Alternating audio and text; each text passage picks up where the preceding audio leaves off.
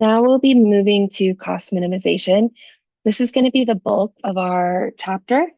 It's the application of the things that we've covered in the previous videos. So when we think about cost minimization, again, I want you to remember that this is just the other side of the coin from profit maximization, right? It's the same thing. If firms are minimizing costs, then they are maximizing their profits, okay, and vice versa. So when we think about cost minimization, producers aim to produce a specific quantity at a minimum cost. So we have what is called constrained optimization. In this case, the firm wants to minimize costs subject to a constraint, which is the specific amount of output that they want to produce. Okay, so our constraint is the amount of output to produce. And what they're doing is minimizing costs relative to that or constrained by that goal. As we model cost minimization, there are two parts that we're going to focus on. The first is what we represent using ISO quants, so the firm's production function. These are going to be curves that represent all the combinations of inputs that allow a firm to make a particular quantity of output. So the ISO quant doesn't map onto the production function directly, but the production function tells us the shape of a firm's ISO quants. Okay, how can they combine inputs? How can they combine capital and labor to produce a particular amount of output? Second, we're going to look at the cost of producing, and this is going to be shown by the firm's ISO cost lines. So ISO cost lines are the curves that show all the input combinations that yield the same cost, whereas ISO quants are curves that represent all the combinations of inputs that allow a firm to make a particular quantity of output. Now, these names can be a little bit confusing for students, right? They're very similar, but I want you to notice the second part of each of these terms. So we have ISO quant and ISO cost. So quant, think quantity, right? How much output is being produced, whereas ISO cost, right? Think about cost, right? We're cost minimizing.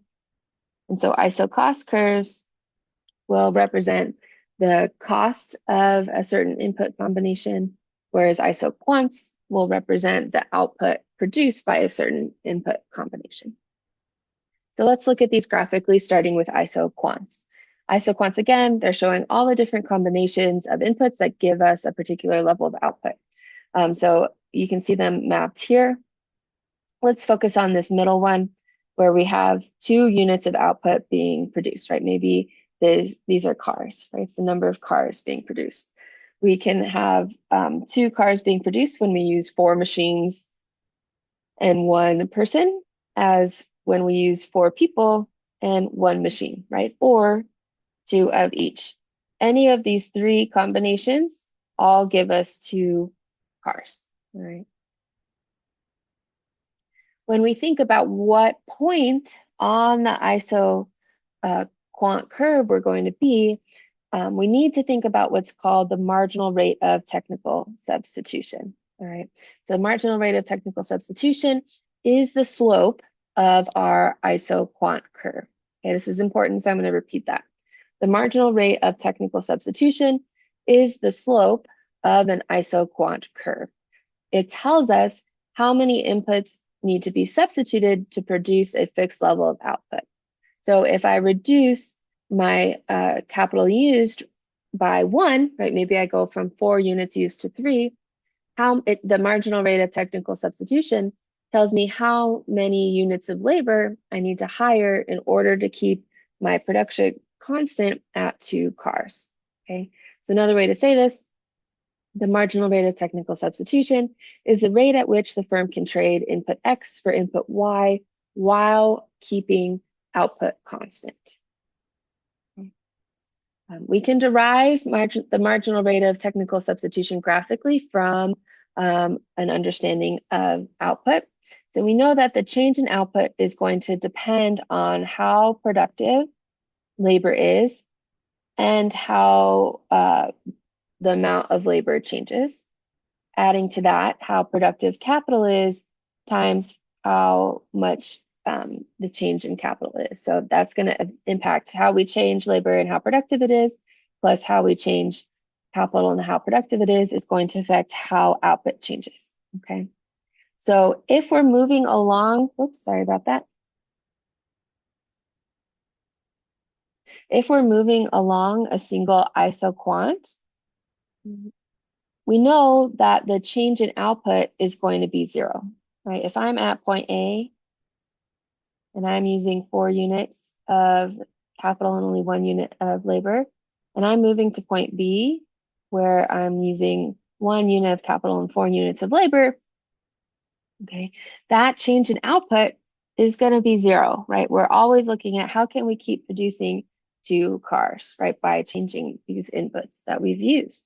So we're going to substitute 0 for delta Q, and we're left with 0 is equal to the marginal productivity of labor times delta L plus the marginal productivity of capital times delta K, okay? And we can rearrange this equation to find our marginal rate of substitution. And we know that the slope of our isoquant curve is going to be given by the change in K over the change in L, right? We have capital on the vertical axis, labor on the horizontal. So what we're going to do is move our capital and labor terms to the left and keep our marginal products on the other side, all right? So what we're going to start with is by subtracting marginal product of labor times delta L from both sides, and that's going to leave us with negative marginal product of labor times delta L equal to marginal product of capital times delta K. From here, we're going to divide both sides by delta L. So it looks like this.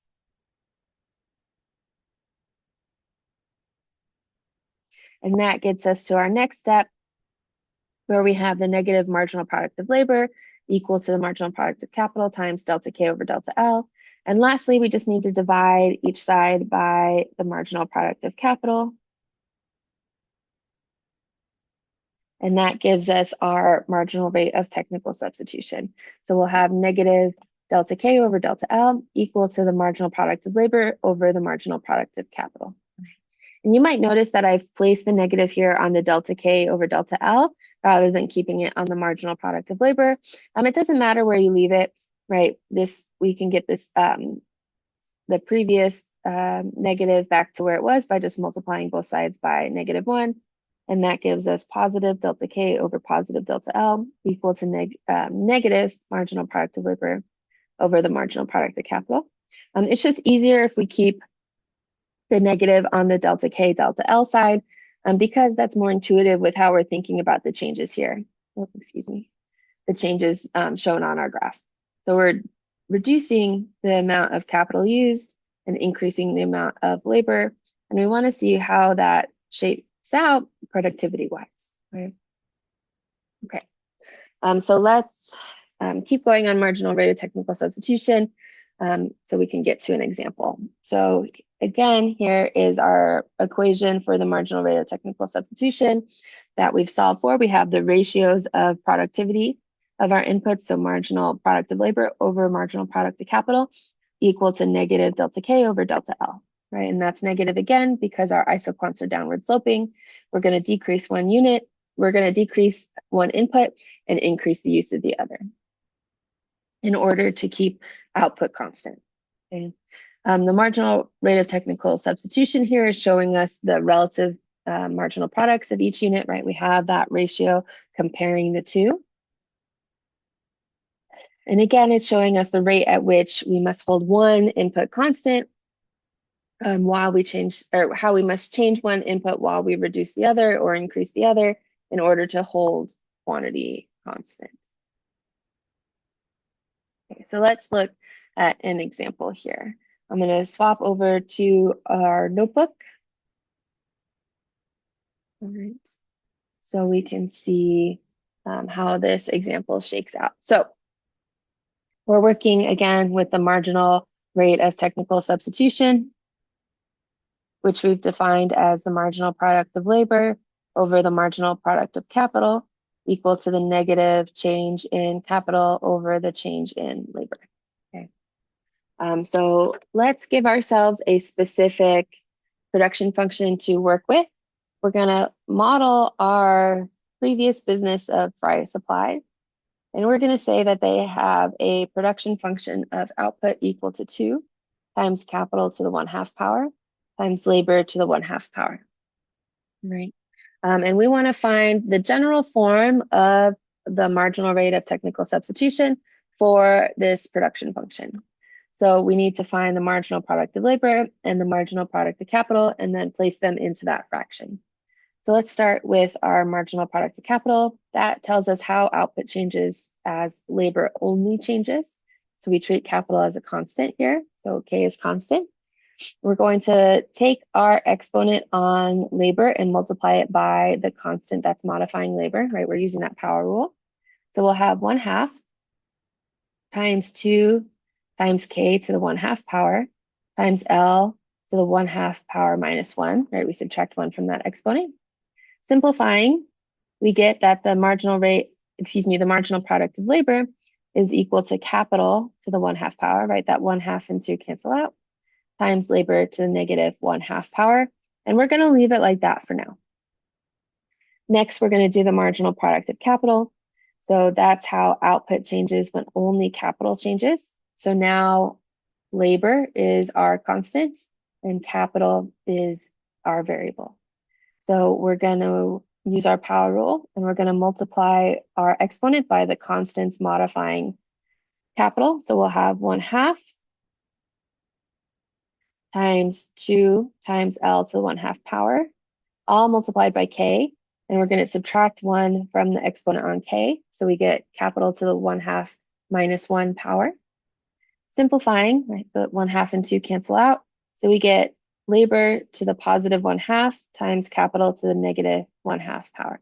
And we can rewrite this because of the associative property such that it's in a similar format to the marginal product of labor.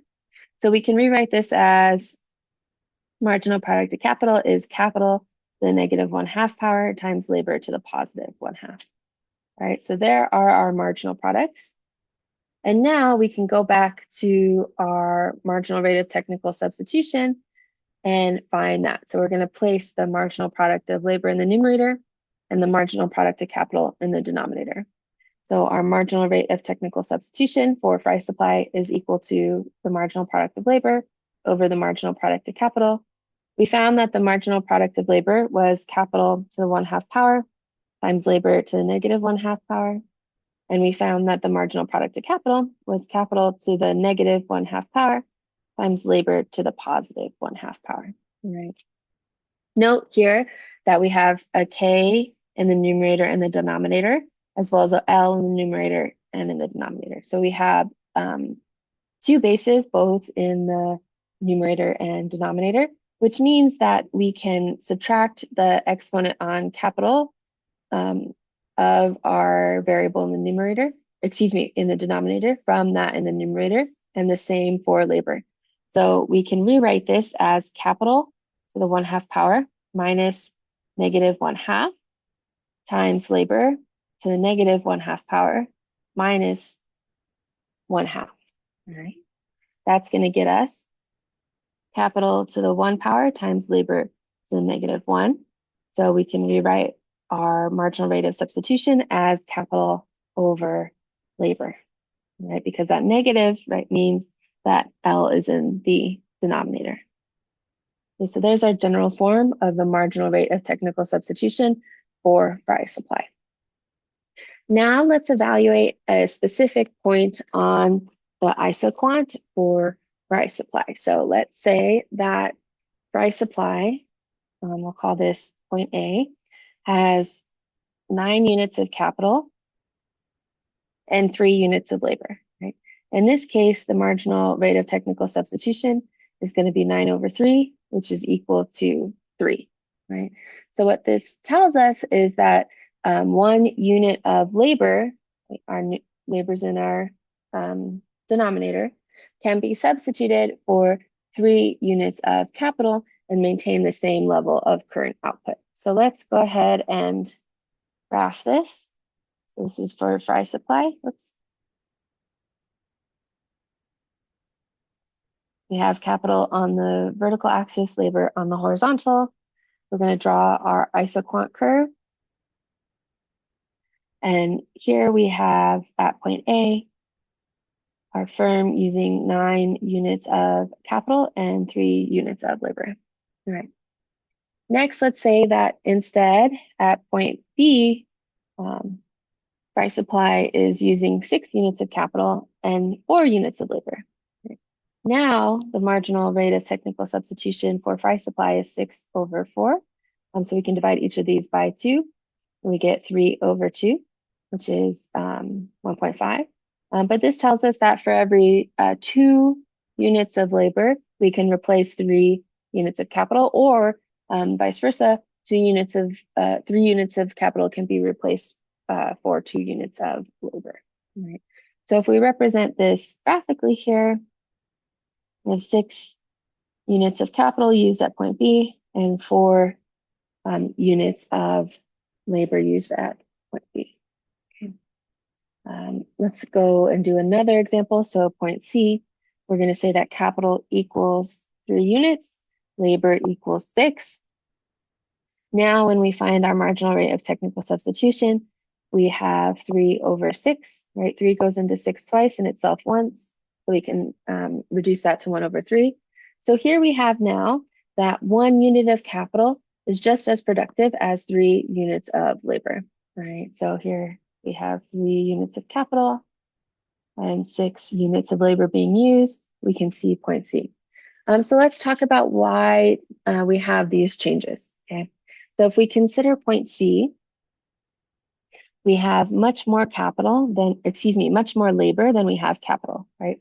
So that means that when we have so much labor being used because of diminishing marginal product, each unit of labor is adding less to overall output than each unit of capital is. So each unit of labor is less productive than each unit of capital. And so that's why we can replace 3 units of labor with 1 unit of capital. All right. If we compare that to point A, where we have a lot of capital and very little labor, we can see that our productivity relationship is reversed. Now, because we have so much capital due to diminishing marginal product, each unit of capital is adding less to the overall output than each unit of labor is. So labor is much more productive in this case than capital. And so we can replace 3 units of capital with 1 unit of labor, right? So the marginal rate of technical substitution is going to vary along our isoquant curve depending on the existing bundle of inputs. Let's do one more example. Let's say that at point D, Fry Supply has 2 units of capital and 8 units of labor. Right? So we're going to go here. Right. Here we can see that our marginal rate of technical substitution is going to be 2/8. 2 goes into itself once and into 8 4 times. So 1 unit of capital in this case can replace 4 workers at point D. And again, that makes sense because we have a lot of workers. So each worker is going to be adding less to overall output than each unit of capital. Okay. So hopefully that helps you understand a little bit better what marginal rate of technical substitution is telling us. With that, we're going to hop back over to our slides. And we're going to look at the shape of our isoquant curves. Okay? Keeping in mind what the slope tells us, if we see isoquants being relatively straight or relatively curvy, it's going to tell us something about the relationship between our inputs, right? So if our isoquant is relatively straight, it's telling us that our inputs are being substituted for each other more closely to 1-for-1. So they're relatively substitutable. So capital and labor are more closely substitutes to each other. Whereas if our isoquants are relatively curved, then those inputs, capital and labor, are going to be complements to each other. So in the case of where capital and labor are more substitutes, we're going to have a fairly constant marginal rate of technical substitution. Whereas where capital and labor are complements, we're going to see marginal rate of technical substitution varying very greatly. So that's what you saw in the previous example that we did, where capital and labor were complements. And so we saw marginal rate of technical substitution changing very dramatically as we moved along the curve. Let's look at what these shapes look like. So on the left, we have an isoquants that are relatively straight. And so we're going to see that these inputs are closed substitutes. So you might think about a barista and an espresso machine. So these aren't perfect substitutes because the Nespresso machine can't operate itself, but the only work we need from the barista is to put the pot in and close it, right? You can do that yourself, right? You don't have to be a barista. And so we're going to see very little variation in the marginal rate of technical substitution between these two goods. We can compare that to a cashier and the maybe a cash register, right? The cash register cannot do anything without the cashier, right? The cashier needs to put in all the entries, the money spent, all this kind of stuff for the cash register to work. And the cashier can do very little without the register, right? The cashier cannot on their own print a receipt, cannot hold all of the cash needed, cannot keep track of the inventory without some other tool. And so we're going to see these goods being more complementary and thus a more curvy set of isoquants. We might see some examples where labor and capital are perfect substitutes or perfect complements. In the case of perfect substitutes, our isoquants are going to be perfectly straight, meaning that our marginal rate of technical substitution is exactly constant. So we can think about workers and robots, right? That's going to be an example of this, where once robots are good enough, we don't really need people, right? Robots can do anything a person can do in that hypothetical. In the case of perfect complements, we need labor and capital used together as a fixed ratio. Right, so you can think about cars and drivers, right? For the most part, in order for a car to operate, you need a driver. Right now, there are starting to be exceptions to this with technological innovations. But for the most part, most cars need someone in that driver's seat for it to operate. And so you need sort of a one-for-one relationship, right? One car, one driver, one car, one driver. And that gets us this L-shaped set of isoquants. Next, we're going to move on to the ISO cost line. So again, the ISO cost line is showing us the cost yielded by different combinations of inputs, right? And ideally, in a single ISO cost curve, you're going to get the input combinations of inputs that yield the same cost. Okay, we can write the equation for our ISO cost line as is depicted on the slide, where we have total expenditure C is equal to the price of capital R times the amount of capital used K, plus the price of labor W times the amount of labor used L. We can rewrite this equation so that it's in the form of y equals mx plus b to show so that it fits mathematically with how we draw these ISO cost curves graphically. All right, so there's our ISO cost curve that I've drawn for us. Maybe we can say it's for fry supply again. Okay, we can see that capital is on the vertical axis, so we want to solve for K. So what we're going to do is subtract costs from both sides and subtract R times K from both sides. And that's going to get us negative R times K equal to W times L minus C. Next, we're going to divide both sides by negative R.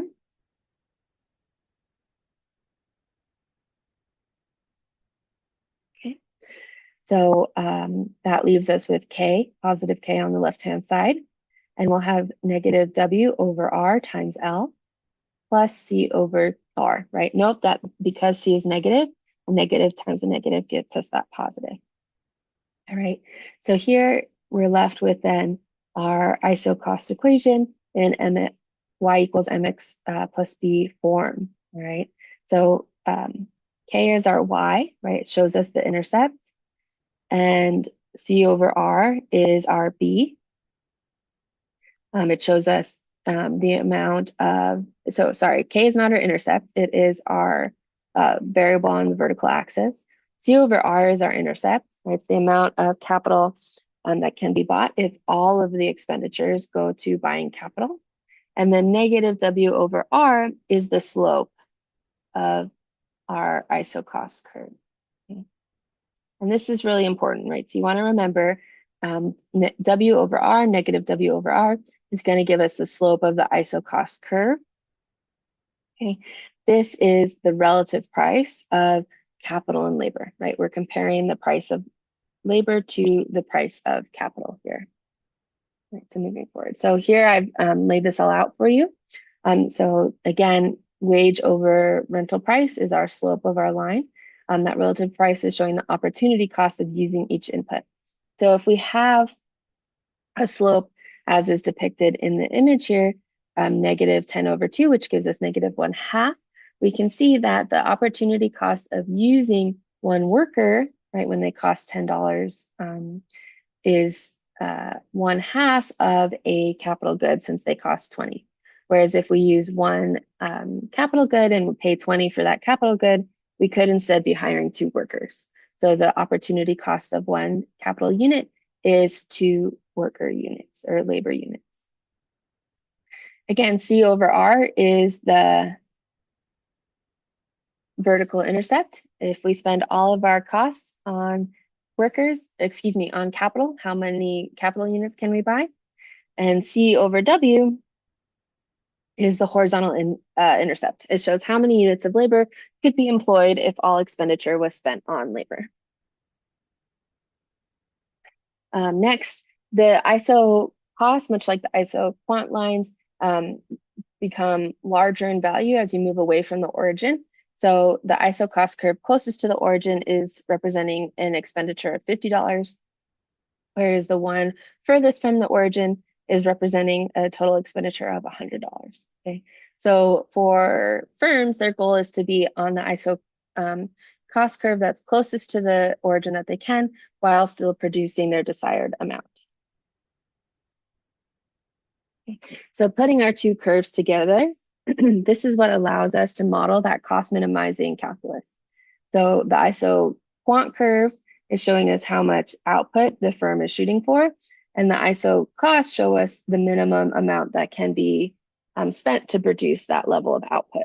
So we see here that our ISO quant curve touches ISO cost curve A at point A, ISO cost curve B at point B, and ISO cost curve A again at point C. Right. So they can operate, the firm can operate at point A, point B, or point C and get their desired level of output. Where they want to be is point B, because that represents for them the lowest cost to produce that output. Right. We can say that C sub A is $100 of expenditure. So if they're at A or C, right, they're spending $100 to produce their quantity, right? Maybe it's 5 cars. Whereas if they're at point B, they're on ISO cost curve C sub B, and we can say that that is only $80. So that is what they want. 5 cars produced for the lowest possible value. And that's shown at the point of tangency between the ISO quant and the ISO cost curve. Okay, so that point of tangency is really, really important. All right, so I want to make sure you keep that in mind, right? Cost minimization is defined where the ISO quant curve is tangent to the lowest ISO cost line, right? The reason that is important is because at that point of tangency, it means that the slopes of each curve are equal, meaning that we can determine from that relationship what the firm's optimal amount of inputs are, because it shows us what we call the equimarginal principle. So let's walk through this. So at that point of tangency, mathematically, the slopes of each curves are the same. So we're going to set the slope of the isoquant curve, that marginal rate of technical substitution, equal to the slope of the ISO cost curve, okay, which is the relative price of the two inputs. So for marginal rate of technical substitution, remember that that's the marginal product of labor over the marginal product of capital. For our also ISO cost line, that relative price is the wage over the rental price of capital. Both are negative, so we can go ahead and drop that negative and keep the same relationship. And with this, we can rearrange this equation to see the equimarginal principle in action. So we want to divide both sides by W and multiply both sides by the marginal product of capital. And that gets us, oops, sorry about that. That gets us this formulation here. So we have the marginal product of capital over the rental price of capital equal to the marginal product of labor over the wage. So here we're seeing the benefits from a unit of capital over its price. So it's showing us the benefit cost ratio for each unit. And what the equimarginal principle says is that the producer is going to hire inputs until these benefit to cost ratios are equalized. All right. They're not going to hire a lot capital to the point where the benefits from that capital are less than the cost of that capital, because that means that they could save by moving away from capital, disinvesting in capital, and hiring more workers instead. Okay. So their costs are minimized. Another way of saying this is that their costs are minimized when the marginal product per dollar spent is equalized across the two inputs, right? So that cost benefit to cost ratio is the same across capital and labor. All right, this slide walks you through that, right? So if our marginal product per dollar spent on capital is higher than that on labor, then we should invest in more capital. There are gains to be traded and less labor.